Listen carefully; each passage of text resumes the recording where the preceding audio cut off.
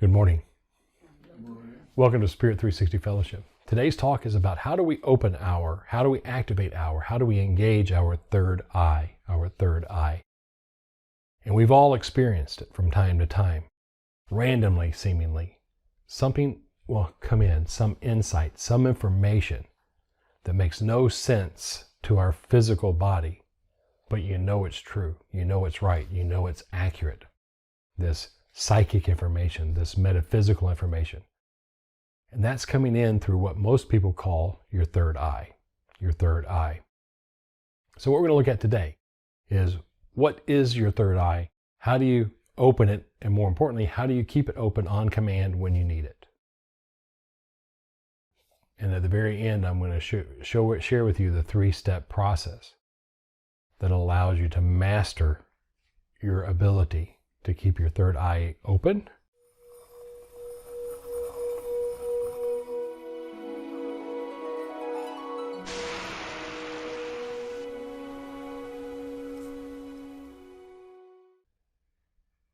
The myth about the third eye got started because a person studying under a great master decided to create a picture of that great master as some sagely person, probably sitting in a full lotus position, speaking spiritual thoughts that made a difference in that person's life. And in this depiction, they put a big eye on that sage's forehead and created this illusion and illustration that we have access to information not of this realm that comes in through your third eye. Makes perfect sense, and I think we've all seen that illustration before.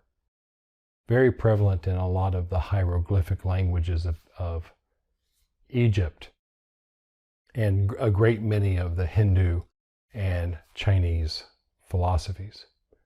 This image of the third eye on someone's forehead has begotten a series of myths, a series of exaggerations, and a series of superstitions about exactly what the third eye is.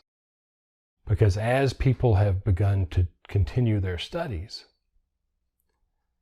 that third eye happens to be in the same place as the brow chakra. And as we began to get more into our anatomy, right below what most people consider where the third eye is the pineal gland. The third eye, the brow chakra, and the pineal gland all being right here, there has to be something to it. Not so much. We're first going to look at the myths around your third eye and how to open it. Next, we're going to look at the principles, skills, and practices that will allow you to keep your third eye open and connected with your source of spirit all the time. Or, if not all the time, at least on command and when you need it most. As we mentioned earlier, we've all had moments where we've had a direct connection with spirit. You're driving along and you hear the word stop. And you hit the brakes, you don't know why, and then the car runs a red light. You're driving along and you get this weird feeling, this sense that has no logical explanation. And you meet a person and you have an almost instant connection, as though you've known each other before. You're in the store, and for some reason you hear an echo from the other side of the store, and you walk over there, and the exact thing you've been looking for is right there, and it's on sale. Unfortunately, we don't have access to this type of information all the time without proper training. This will reveal the proper training. But before we can look at the proper training, we have to go through some of the myths, some of the superstitions, some of the beliefs that have you chase your tail on your journey to finding your third eye. basis for the third eye is your mind. Because remember, your mind is part of your spirit body, that part of you that lives after you die. So your third eye is, in essence, your mind. The moment we incarnate, the spirit joins our physical body, your mind takes its seat and starts to make usage of your brain and its hardwired survival skills. So most of what I see around the myths for opening the third eye are involved with your brain's hardwiring to survive, that instinct, versus your mind's intuition, your mind's knowing, your mind's ability to perceive information beyond the physical realm. That connection we call opening the spiritual eyes of your soul. The spiritualist version of the third eye is opening the spiritual eyes of your soul. And your soul is connected with your physical body and dies with this physical body. Your spirit continues on with your mind. What this means is the majority of the myths around opening your third eye are really about training your mind to access information from your brain. And to access information from your brain, you first have to control and relax the physical body. Control and relax the physical body. So people talk about diet. What's the proper diet for someone who wants to open their third eye? Many think it's vegan. Many think it's a whole food diet. The underlying spiritual principle is moderation. Moderation, allowing yourself to avoid excess in all things. So it's not diet specific, but it is a conscious choice not to overindulge anything, which then causes the body stress, because that stress will distract you from what it is you want to accomplish in your spiritual journey. The next interesting part is the pineal gland, Now, the pineal gland is an endocrine gland, and it produces some interesting hormones, melatonin, and it helps with our sleep and controls a lot of interesting things. It's very closely related to what the thyroid does. And since it's so located perfectly under the third eye, where that picture is, which everyone references, it has to have something to do with spirituality. The golden thread of truth is simply this. The more your body is in harmony, the more your body is well, the more your body is calm, the more your endocrine system will properly function. And that level of wellness avoids distraction for your spiritual growth. Some people feel that your pineal gland can get calcified. You have calcification in it and you have to decalcify it to open your spiritual eyes. Well, here's the golden thread of truth in that. Anything you believe can be true, because thoughts are things, they are real. If you believe that calcification in your pineal gland will block your psychic sight, guess what? Your psychic sight is effectively blocked, because you're not doing something to care for your well-being based on your beliefs, and this vicious cycle creates a loop that prevents you from accomplishing what you want. It's important for me to say here that stepping from the realm of hope and faith into the realm of experience is the fastest way for you to open the spiritual eyes of your soul, to activate your third eye. And what do I mean by that? Because I'm not asking you to believe anything. Spirit 360 Fellowship isn't about this is what thou shalt do. It's about here's what we found that works. That if you try, if you attempt, if you practice, you may experience for yourself what the great masters of all described, what the great masters of all talked about. And in that moment of personal experience. You can choose whether or not it works for you in your life. If it doesn't work, you can discard it. But if it does work, then you will begin to understand the deeper realms of knowledge available to those who have chosen a spiritual path. The next myth to really look at is this myth of the chakras.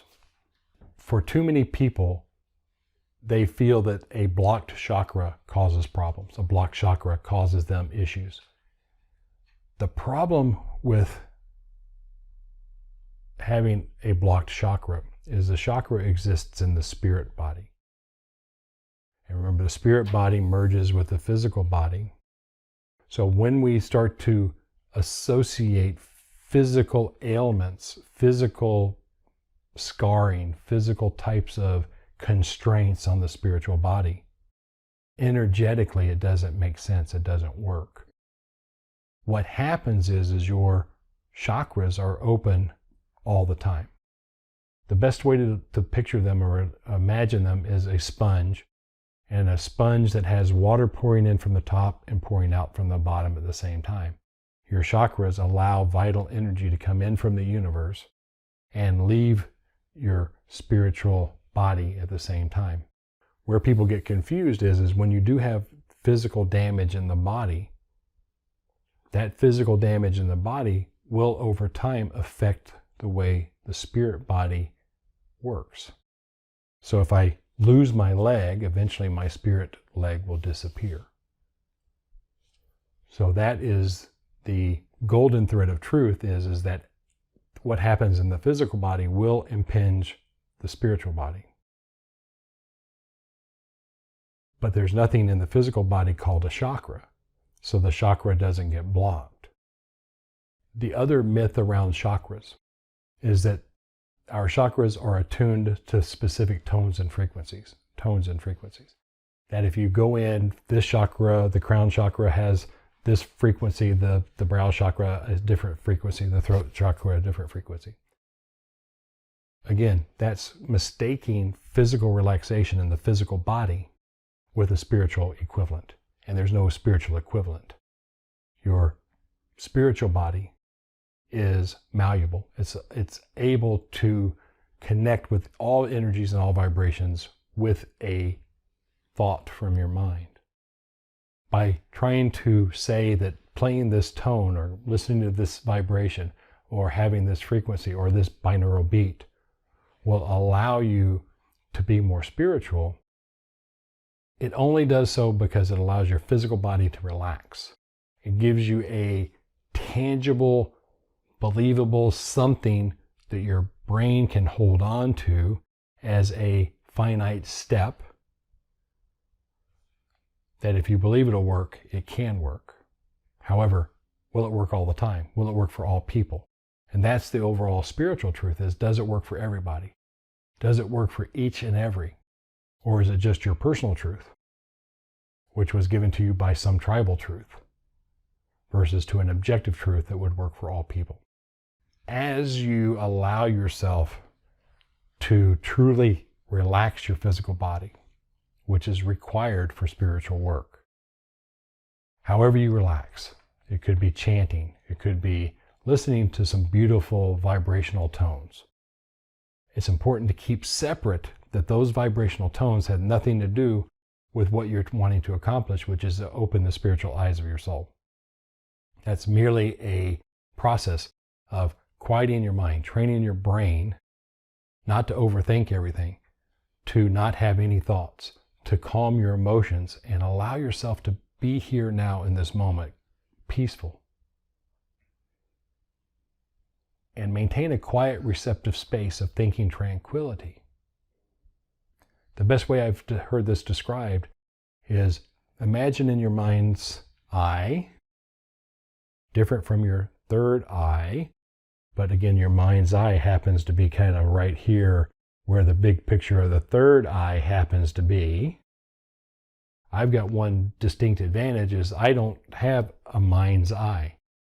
My mind's eye is auditory. I hear words. I don't see pictures. So I've had to look for the mind's eye. And in looking for the mind's eye, I've had a direct experience of what the third eye is not.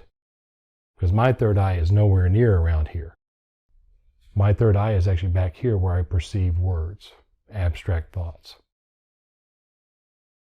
So as you start to see within your mind's eye a calm brain, it's like a pond that's perfectly still, that reflects its surroundings, like a mirror. And if you look closely at the surface of this quiet pond, you can see what exists under the surface. That's the realm of spirit. So your mind's eye is actually a quiet place inside your brain with no thinking, no emotion, complete stillness, no thunder and wind of thoughts disrupting the surface of this pristine lake. And in so creating this quiet space of thinking tranquility, you can perceive information from the spirit realm and also accurately see what's going on in the physical realm. So I consider this more of a portal than an eye. Because the interesting thing about the portal is you can perceive images, you can perceive thoughts, you can perceive words, you can perceive feelings. It's a holistic experience, not just a visual experience. And as I mentioned, my unique perspective on this is I don't see things. If you were to say apple, I don't see an apple, but I get an abstract image, an abstraction of an apple. But if you ask me to go to the store and buy apples, I would buy apples. In fact, I'd probably say, what kind of apples? Do you want Granny Smiths or Rome's, or what are we doing with them? I understand apple, even though I've never seen a picture of an apple in my mind when I close my eyes and think about an apple. So that's part of the understanding about what your third eye is. Your third eye is that portal that allows you to see beyond the physical surface and into the realm of spirit. The last thing I've seen that I have to address are some of the physical anchors and touchstones that people engage in to open their third eye. So there's use of drugs, there's auto-hypnosis, where if you roll your eyes into the back of your head, your eye sockets, you can see because you're actually looking up to your physical eyes are looking at your third eye. These are all anchors that create a belief system that you can anchor in a physical experience that help you get your body out of the way, your brain out of the way, to open your mind. Is it required? No, because it's not required for everybody. It's a belief system. Now here's the thing that is really important to understand. Anything you believe and believe strongly enough becomes your reality, your personal truth. So if you believe you have to roll your eyes in the back of your head to look up at your third eye, guess what? That's what you have to do. But not everyone has to do it. And this is one of the frustrations I see with people, is they will learn a technique. That technique is grounded and based in some type of physical belief system or physical anchoring, and they don't get the result they want, so they become frustrated.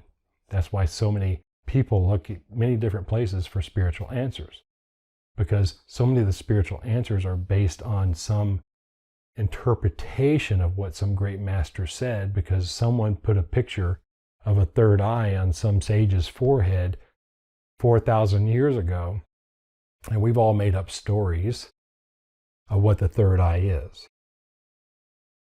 And how this applies to your life is what stories are running your life.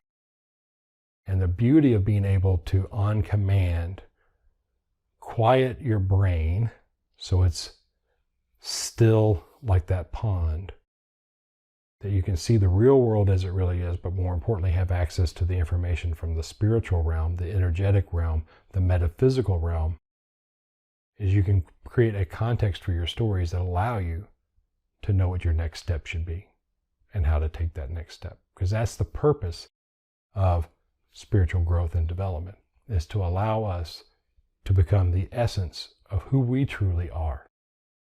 Not only this lifetime in this body, but as a reflection of our overall spiritual self. our spiritual growth and development, our spiritual evolution, that part of us that lives after we die. The beautiful thing about spiritualism, and why 30 years ago I fell in love with it, everything within spiritualism, if you remove the religion from it, if you remove the dogma, if you remove the right and wrong from it, is about you developing a personal experience of your own spirit self, and your own spirit self is the source of your intuition. It allows you to get a direct connection with your spirit guides and teachers, those people who don't have physical bodies, who are here to assist us, who choose us because they love us and will help us in virtually any way possible. That doesn't interfere, but that's a different talk. To accomplish what we incarnated to accomplish. So spiritualism is an ability, a philosophy, to allow you to reconnect and rediscover your spirit self. And in so doing, allows you to rediscover that spirit for living, that joy, that happiness. Things start to make sense because you get a reality, a real view of the world around you, but you also interpret that from a spiritual, energetic perspective. So your stories, your beliefs, your thinking gets adjusted slightly. But that slight adjustment creates a profound difference in how you interact with the world. Throughout today's talk, we've looked at the principles that are the building blocks for you to open your third eye, allow you to become psychic on command, allow you to access this metaphysical information. And those principles are your beliefs and thoughts are things. They are real. So you think, so you are. So you think you shall become, so you shall become. So anything that you believe strongly enough is true for you. The question is it true for everyone in your tribe? In most cases it is, because you learned your beliefs from your tribe. But is it objective? Is it true for everybody? So that's the first thing to start to evaluate any type of spiritual practice, any type of spiritual growth. The second principle, spiritualist principle, is there's your brain and then there's your mind. Your mind continues after you die. And when you incarnate, your mind starts to have to use your brain to interact with the real world. Your brain is still capable of interacting with the energetic or spirit world, but you have to differentiate between your hardwire instinctual behavior in your brain from the malleable part of your mind, which can access those things spiritual. It's called opening the spiritual eyes of your soul, or opening your third eye, because remember, that person drew a picture of someone with a big eye on their forehead. The next principle is this idea we've talked about several times about your spirit lives after your body dies. And more importantly, you can communicate with other entities who don't have bodies. If you imagine communication without your physical senses, how does a spirit entity see? How does a spirit entity communicate? How does a spirit entity feel? All of these things are conveyed via thought forms. And a thought form is a thought created strongly enough that its information is conveyed. Some people perceive that visually, some people perceive it as a sensation or kinesthetically, and some people auditorially, and some people a combination thereof. To open your third eye, to open the spiritual eyes of your soul, is to access this energetic information, this realm of thought forms. And remember, anytime you have a thought form so strong, it's a belief, It will overshadow any other thought forms. So if you believe something so strongly, that's your truth. The question is it an objective truth? And an objective truth can be interpreted and is the same for all people. Think about gravity. Pretty much we all play by the same rules when it comes to gravity. Now the skills. What are the skills that help you open your third eye? Open the spiritual eyes of your soul. They're your psychic powers, your psychic abilities. Your psychic abilities are the conveyance of energy from the energy realm to the physical realm. Remember, you've got the quiet lake.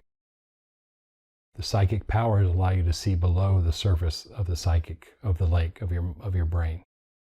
So your psychic abilities, premonition, intuition, some of the healing abilities, projecting energy, communicating with spirit. Because remember, all mediums are psychic, but not all psychics are mediums. A medium is someone who specifically has the ability to communicate with spirit or discarnate entities.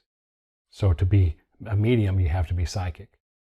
But if you're psychic, really good at intuition, really good at manipulating energy with your mind, you don't necessarily become a medium, because that's a specific training. But why I feel this is most important, and the hidden secret of spiritualism, is the best healers in the world are mediums. The best healers are mediums because they get spiritual input into their healing to allow very specific types of healing to occur, which gets overlooked by merely being psychic. Now, psychic healers are very powerful, but psychic healers who are also mediums can become miraculous.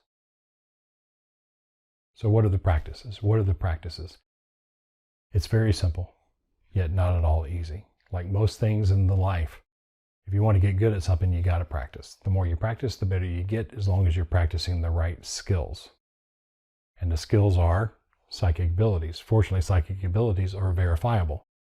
You can practice what you're doing and verify that you're doing it correctly. So the practices are the 3 R's: right meditation, right thought, right action. Right meditation, right thought, right action. And meditation, we call it stillness, because stillness is the right meditation, allows you to quiet your brain, to make the surface of your brain reflective of the reality around it. Right thought is interpreting what your mind and brain perceive properly. Your psychic abilities are also part of right thought, because remember, all psychic abilities are in the realm of thought forms. The more solidly you can create and convey a thought form, the more accurately it will convey information. So if we're going to use telepathy as an example where you perceive what someone else is thinking, some people are good senders and some people are good receivers. So a good sender holds a very good image of the thought. And the receiver quiets their mind so well they can perceive that thought form imaged by the sender. Some people are good senders and receivers. Some people are good senders or good receivers. I want you to be both a good sender and receiver, because then you have the highest level of control of your mind. Right thought is being able to see situations as they really are, create a solid image of what you want to do next, what your next step is, an actionable decision, if you will. And then right action is taking that step, taking that action, based on not only your physical senses and your instincts, but also your intuitive knowing, your psychic knowing, and in some cases, the input of your spirit guides and teachers. To wrap everything up, allowing yourself to quiet your mind, which is influenced by your brain, through meditation, allows you to see things as they really are. As you get this quiet, receptive space, this space of thinking tranquility, the lake is perfectly still. your third eye is open. The spiritual eyes of your soul are open. And you're able to see things as they really are. Practice thinking through the situation to see what you want to get done in life. And more importantly, take the action. What works for you and your tribe is objective truth only if it works for other people in all cultures. And that's the part where your transformation will happen. That's the part where your breakthrough will happen, if you will, is in your ability to have your personal truth completely aligned with objective truth. So that regardless of where you step next, you always know where it'll take you. My highest blessings.